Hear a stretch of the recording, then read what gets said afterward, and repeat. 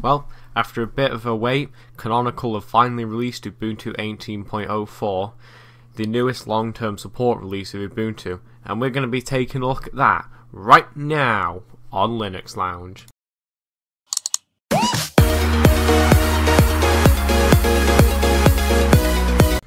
Yes, indeed. Canonical have just released the new LTS version of Ubuntu 18.04. Now, as for what's actually different in this release, well, depends where you're coming from, really. If you're coming from the previous version of Ubuntu 17.04, well, then not a lot will be different. However, if you're coming from the previous long-term support release, 16.04, a lot will be different because this is the first long-term support release to use the GNOME desktop. You know, sort of like it or love it. I personally think it's fine. It's not better than Unity, but it is what it is, I suppose. Now, a review of this OS really starts in the sort of installer, because sort of Canonical have added quite an interesting feature to this operating system.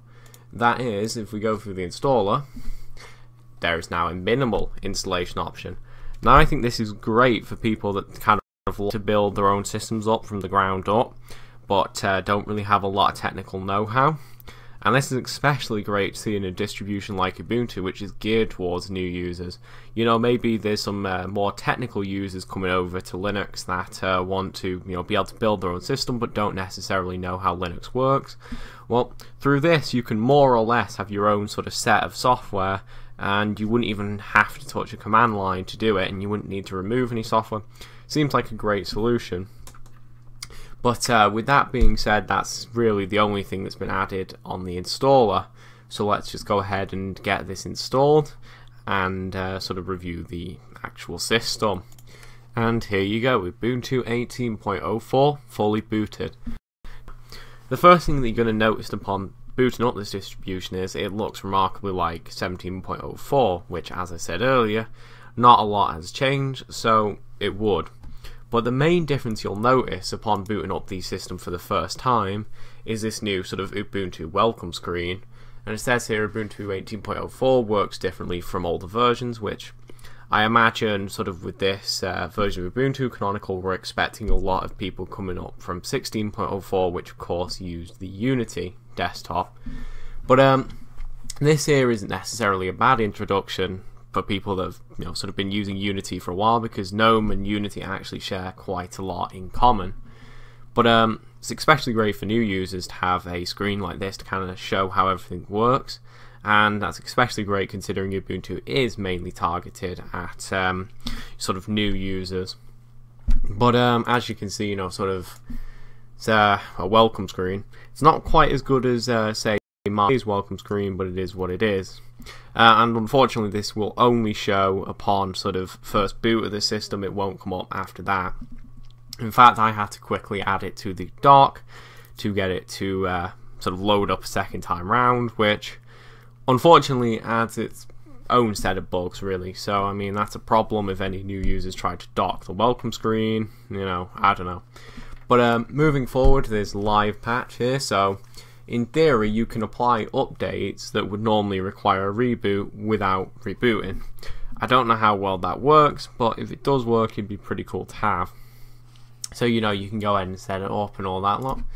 Let's just go ahead and do that quickly, I suppose. And yeah, you've got to sign up for a Ubuntu One account. No.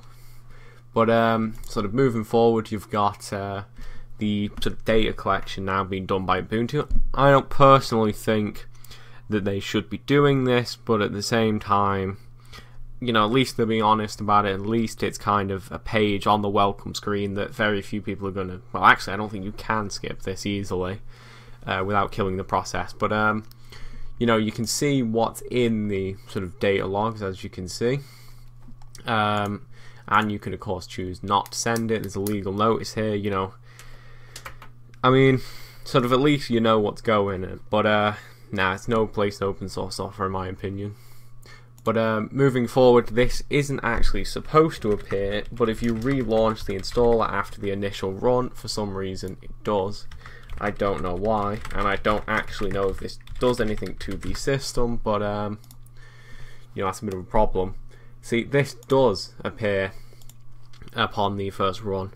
You get like a little software selection, and you can open the software center. Now this is especially great for new users who may not necessarily know where to get their Linux software from. Welcome screen, open software now, brilliant thing to have. Though weirdly, if you click these, it doesn't actually, well, sort of give any indication that you can click them. But as you can see, sure enough, you do click them and it will open up the store page.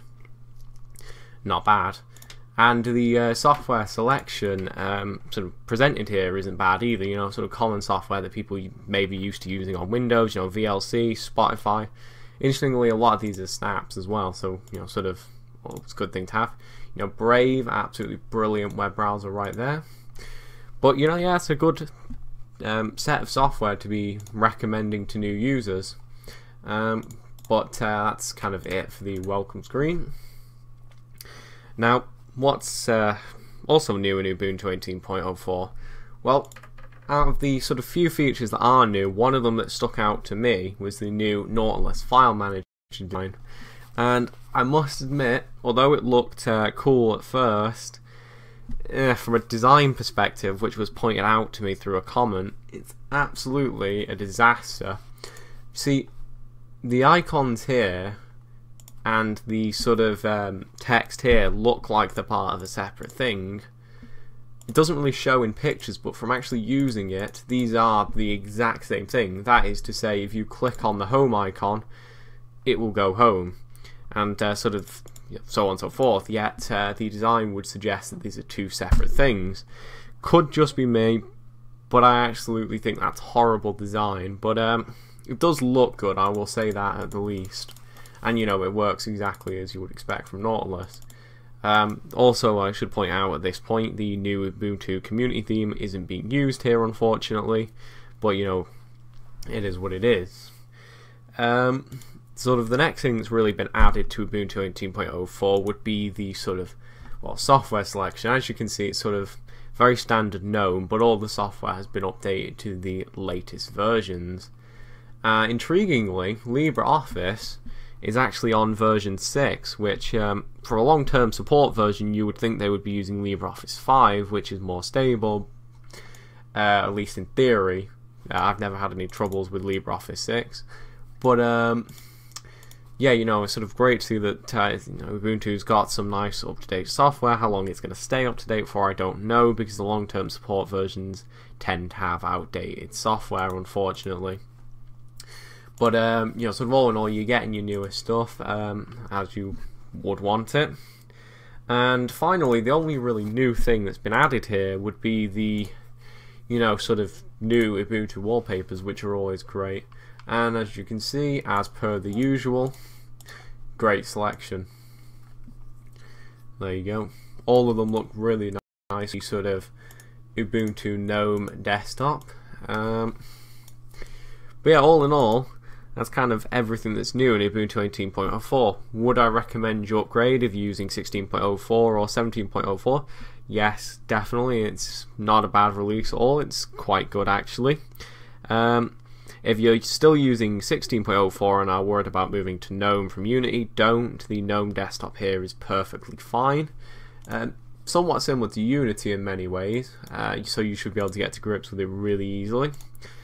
All in all, as I say, great release of Ubuntu. Can't wait to see the sort of respins and forks of Ubuntu start to come out after this. Well, that's it for today's video. Thanks for watching.